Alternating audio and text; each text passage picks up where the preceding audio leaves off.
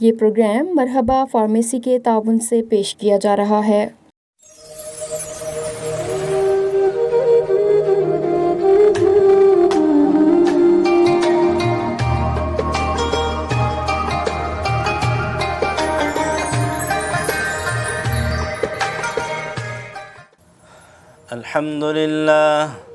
الحمد لله نحمده ونستعينه ونستغفره ونؤمن به ونتوكل عليه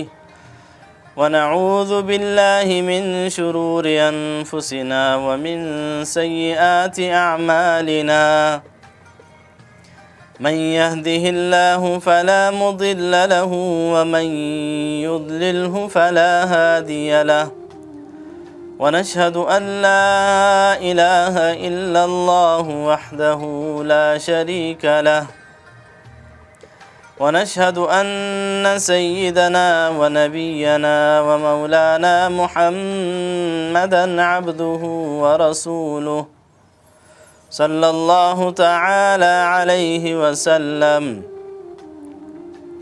أما بعد فأعوذ بالله من الشيطان الرجيم.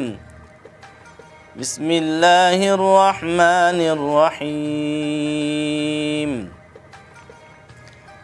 ولا تباشروهن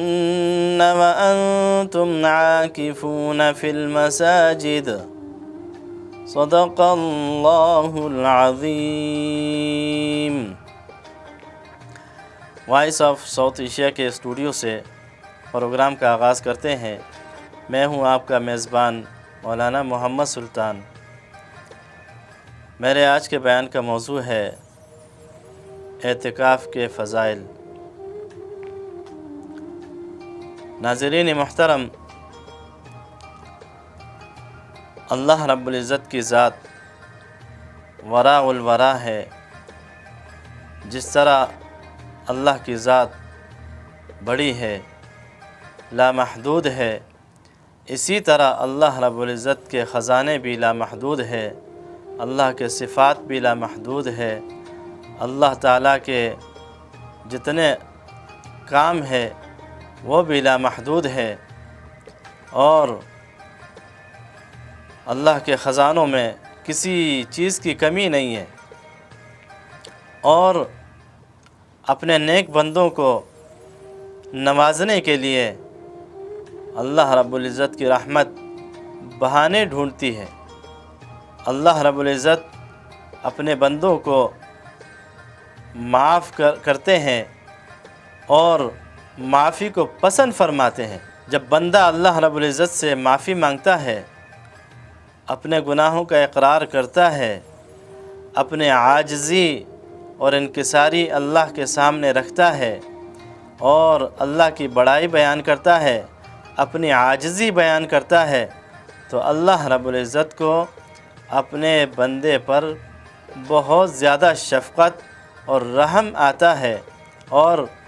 اللہ تبارک و تعالی اس بندے سے محبت کرنا شروع کر دیتے ہیں، اور اللہ تعالی اس کو اپنے محبوب بندوں میں شمار کر دیتے ہیں۔ لیکن شرط یہ ہے کہ انسان دل سے توبہ کرے اور یقین کے ساتھ توبہ کرے کہ یقیناً اللہ رب العزت نے میرے گناہ معاف کر دیے ہوں گے۔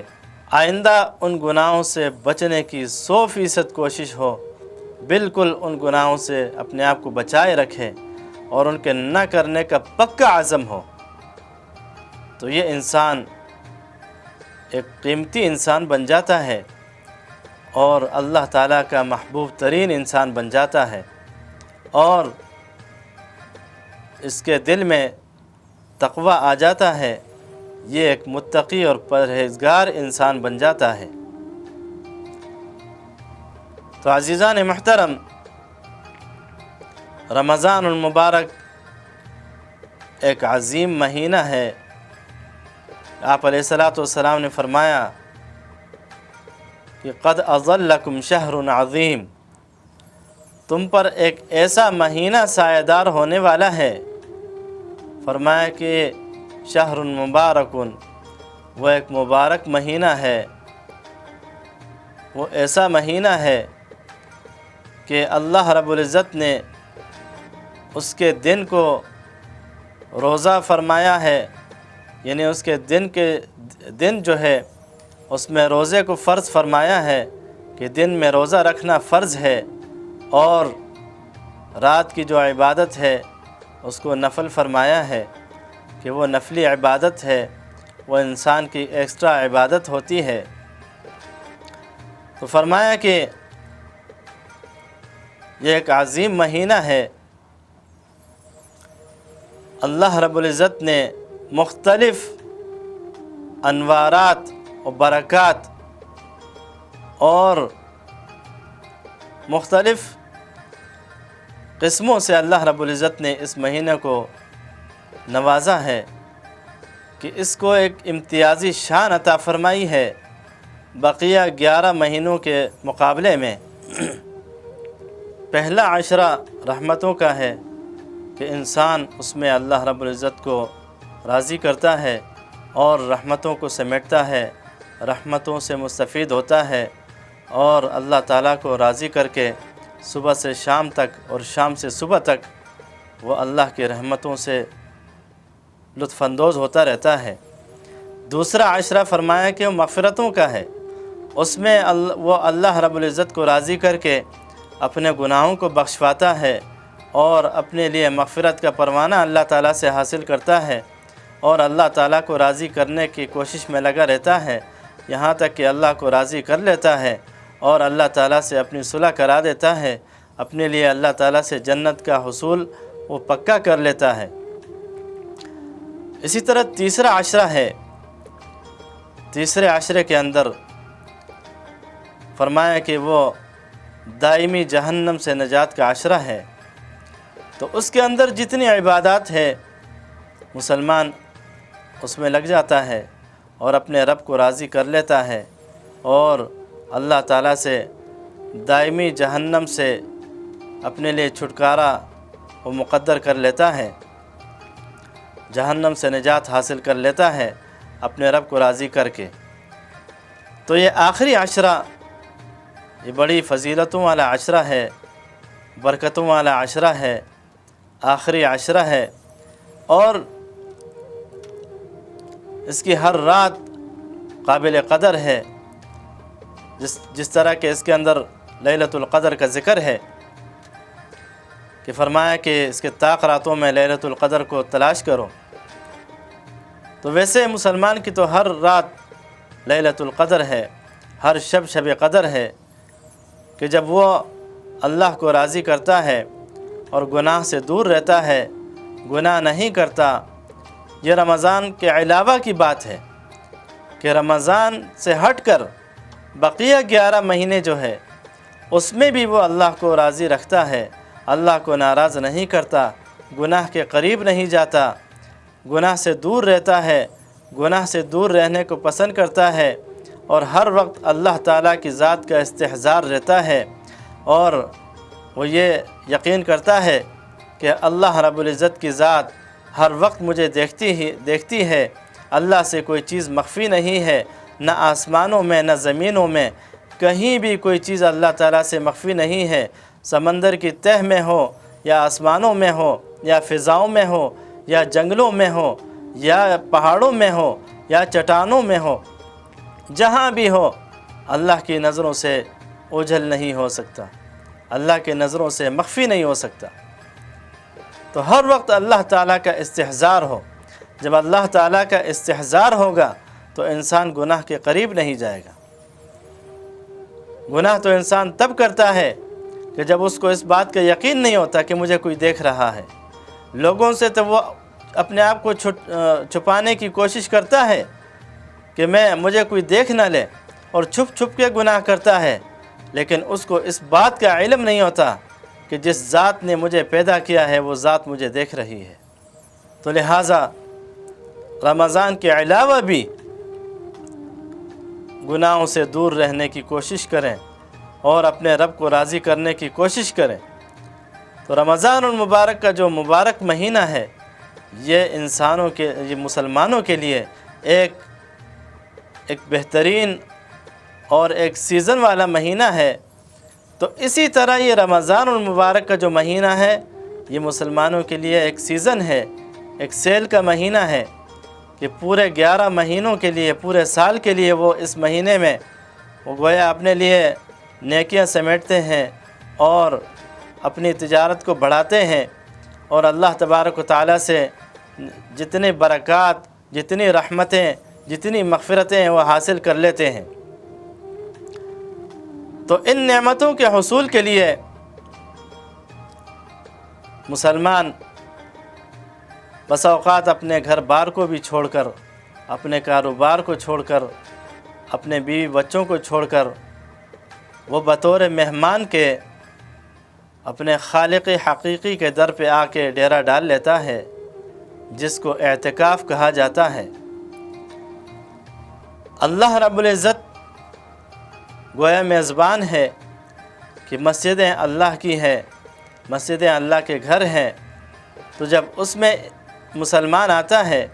تو گویا وہ اللہ کے گھر میں آ گیا اور وہ اللہ کا مہمان بن کے آ گیا۔ اب اس نے اپنا بوری بستر اٹھا کر لا کر کے اللہ کے در میں ڈال دیا اور اللہ کے ہاں وہ 10 دن تک ٹھہرا رہا، اس نیت سے اور اس حسن ظن سے کہ میں ان 10 دنوں میں اپنے رب کو راضی کر کے یہاں سے جاؤں گا۔ تو جب ایک مہمان کسی کے ہاں آتا ہے تو اس مہمان کا کتنا اعزاز ہوتا ہے، اس کا کتنا احترام ہوتا ہے اور کتنی قدر و قیمت ہوتی ہے کہ میزبان اہل خانہ جو ہوتے ہیں ہر اعتبار سے اس کا خیال رکھتے ہیں، ہر اعتبار سے اس کی مہمان نوازی کرتے ہیں۔ ان کے دل میں یہ بات ہوتی ہے کہ کہیں مہمان ناراض نہ ہو جائے، مہمان کی ناقدری نہ ہو جائے۔ تو میرے محترم بھائیوں اور دوستوں، جب ایک انسان کا یہ عالم ہے تو اللہ رب العزت کی مہمان نوازی کا کیا عالم ہوگا؟ جب اس کے در پہ ایک انسان سوالی بن کے آ کے بیٹھ جاتا ہے اور وہ اپنا بستر اللہ کے گھر پہ لگا دیتا ہے، وہیں ڈال دیتا ہے اور سب کچھ چھوڑ چھاڑ کے آ جاتا ہے، تو کیا اللہ رب العزت اس کو نہیں نوازیں گے؟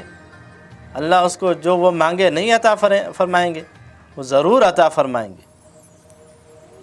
تو فرمایا کہ رمضان المبارک کے آخری عشرے میں اعتکاف کی فضیلت وہ ہر مسلمان کو حاصل کرنی چاہیے، اس کے اندر آگے بڑھنے کی کوشش کریں۔ وہ الگ بات ہے، یہ سنت علی الکفایہ ہے، کوئی فرض نہیں ہے، لیکن اس سعادت سے پیچھے بھی نہیں رہنا چاہیے۔ ہر بندہ سوچے کہ میں جا کے اس سعادت کو حاصل کروں۔ اعتکاف، حضور علیہ السلام نے فرمایا کہ المعتکف یعتکف الذنوب کلھا، اعتکاف کرنے والا یہ تمام گناہوں سے محفوظ رہتا ہے، تمام گناہوں کو چھوڑ دیتا ہے، تمام گناہوں سے بچا رہتا ہے، اس لیے کہ مسجدیں وہ ایمان کی قلعے ہیں۔ جو مسجد میں داخل ہو گیا گویا اس نے اپنا ایمان محفوظ کر لیا۔ ومن دخلہ کان آمنا، یہ تو بیت اللہ شریف کے لیے ہے، لیکن مساجد کا تعلق بیت اللہ سے ہی ہے کہ فرمایا کہ ومن دخلہ کان آمنا، جو مسجد میں داخل ہو گیا وہ گویا اس کا ایمان محفوظ ہو گیا۔ تو فرمایا کہ معتکف جب مسجد میں رہتا ہے تو اس کا ایمان محفوظ ہو جاتا ہے، وہ گناہوں سے محفوظ ہو جاتا ہے، وہ گناہوں کو چھوڑ دیتا ہے۔ وَيَجْرِي لَهُ الْحَسَنَاتُ كُلُّهَا، اور تمام نیکیاں اس کو اللہ تعالیٰ عطا فرما دیتے ہیں۔ مثال کے طور پر کسی کی عیادت کے لیے جانا بہت بڑا اجر رکھتا ہے، کسی کے ساتھ تعاون کرنا بہت بڑا اجر رکھتا ہے، کسی کے جنازے میں شرکت کرنا بہت بڑا اجر رکھتا ہے، اور اس کے علاوہ بہت ساری نیکیاں ایسی ہیں جو مسجد سے خارج ہوتی ہیں، مسجد سے باہر جانا پڑتا ہے، لیکن یہ معتکف یہ اعتکاف کی نیت کر کے بیٹھا ہے، مسجد میں ہے، یہ باہر نہیں جا سکتا اس وجہ سے کہ اس کا اعتکاف ٹوٹ جائے گا، تو اللہ رب العزت وہ جتنی نیکیاں ہیں جو ایک غیر معتکف کرتا ہے اللہ تعالیٰ اس کو مسجد کے اندر فری میں عطا فرماتے ہیں، یہ اس کی سعادت ہے۔ تو عزیزان محترم، رمضان المبارک کا جو آخری عشرہ ہے اس کے اندر اعتکاف کی کوشش کریں، اس لیے کہ معتکف یہ اللہ کا پڑوسی ہے، اللہ کا مہمان ہے۔ اللہ رب العزت ہمیں ان باتوں پہ عمل کی توفیق عطا فرمائے۔ وآخر دعوانا ان الحمد للہ رب العالمین۔